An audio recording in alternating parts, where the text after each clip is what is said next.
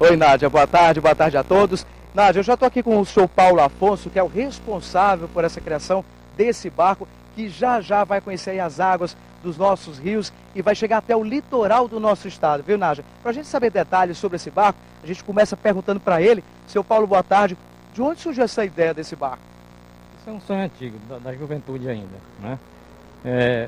Eu já tinha um projeto de um pequeno bote, a vela, e depois, quando o tempo foi passando, foi que eu fui ter a oportunidade, uma certa estrutura para poder viabilizar o sonho. Então eu fiz um barco menor, um barco de 4,70 metros, um barco à vela, um pequeno veleiro, que foi nele que eu aprendi, foi o meu laboratório, nele eu aprendi a arte da construção naval e aprendi também a velejar. Nós temos imagens dele, a gente gravou isso antes. Dentro, por exemplo, seu Paulo, o que ele tem? Quantas pessoas podem navegar nesse barco? Esse barco ele tem uma capacidade para 5 tripulantes, 5 passageiros, né? Sendo que tem acomodações para pernoite para 4, porque sempre numa equipe de 5, um tem que ficar acordado. Os 4 podem dormir perfeitamente dentro da embarcação, enquanto um fica no seu turno de viagem.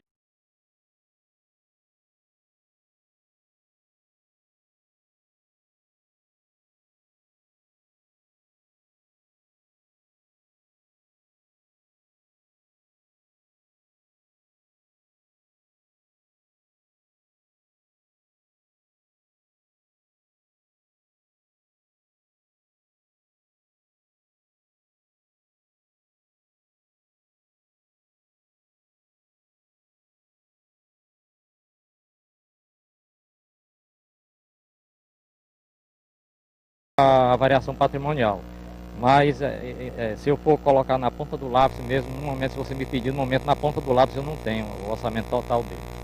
Olha, Nádia, além de realizar esse sonho, outro desafio é colocar esse sonho dentro da água. Nesse momento nós estamos vendo imagens aí ao vivo do barco, ele está nesse momento quase já dentro da água do Rio Puti. Seu Paulo, não está sendo fácil, né?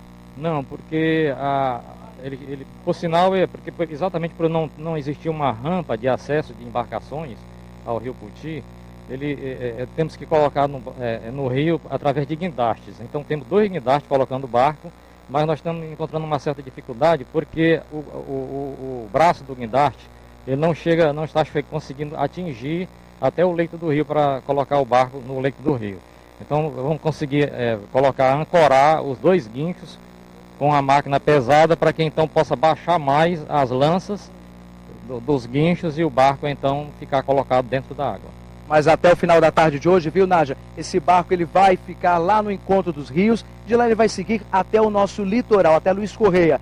Lembrando para as pessoas que moram aí na cidade de Miguel Alves, Luzilândia, essas pessoas vão ter a oportunidade de conhecer esse barco também. Ele vai passar por lá, de longe vai dar para ver, seu Paulo não vai parar, mas de longe, quem quiser observar vai poder ver, não é isso, seu Paulo? Exatamente.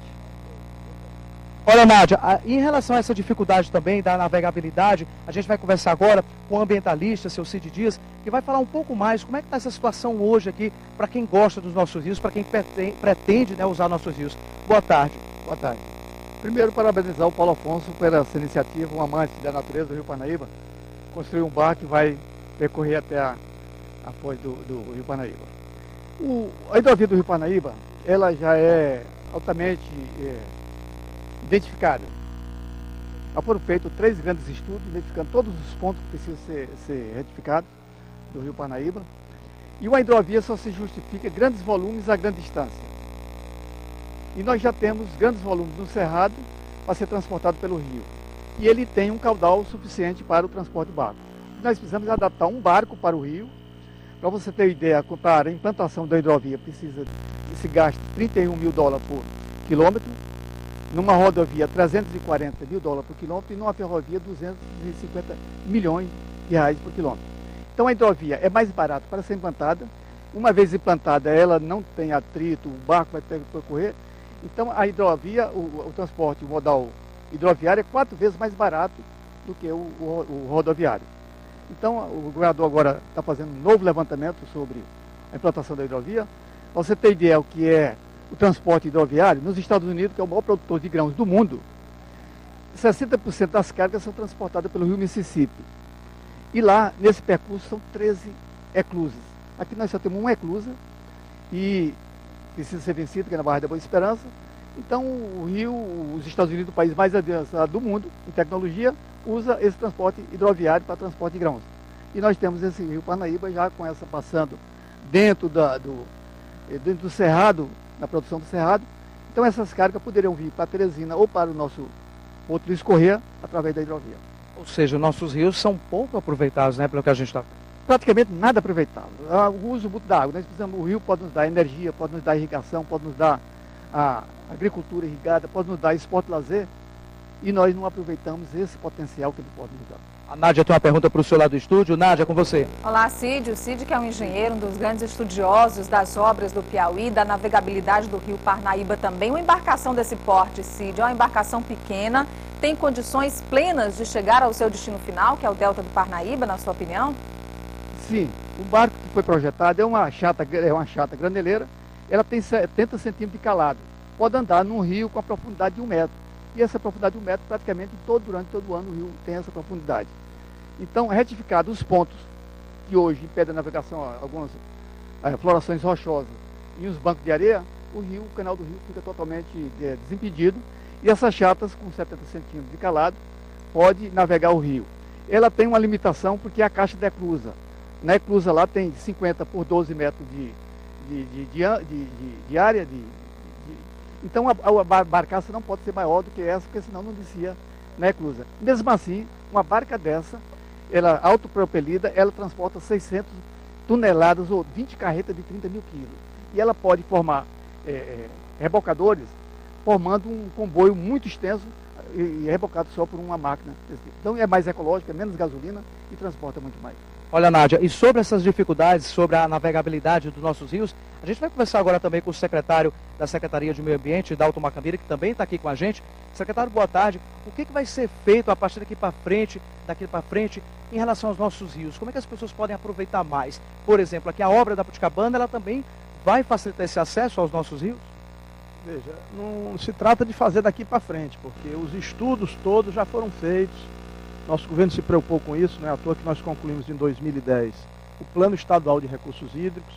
A Secretaria também já fez uma publicação com um estudo identificando quais são os principais pontos de obstrução que o rio possui ao longo dos seus quase 1.500 quilômetros, mostrando quais são as dificuldades que precisam ser, digamos, superadas para que a navegabilidade seja restabelecida.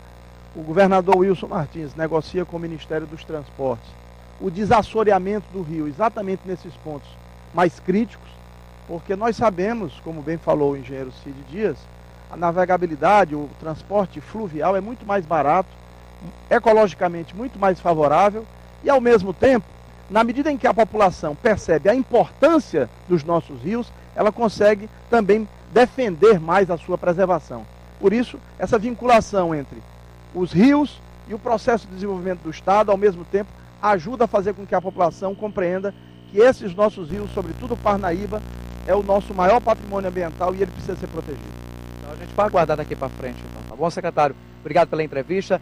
Nádia, com você. Só lembrando que o nome do barco que a gente mostrou no início desse ao vivo é o Aragem, que quer dizer brisa. O Aragem que vai já vai ficar lá no encontro dos rios e em seguida vai descer para o nosso litoral em Luiz Correia. Ele deve estar chegando entre segunda ou terça-feira, na manhã ou na tarde de segunda ou terça-feira, tá bom, Nádia? Obrigada, Vinícius. Obrigada pelas informações. A gente fica torcendo para que essa logística aí, com a utilização desse guindaste, possa colocar o barco no leito do rio Poti, já que estamos aí na altura da Puticabana, e ele consiga realmente atingir o seu destino final. Depois nós vamos pedir para a nossa correspondente Carol Porto acompanhar a chegada desse barco lá no litoral piauiense. Obrigada, Vinícius, mais uma vez.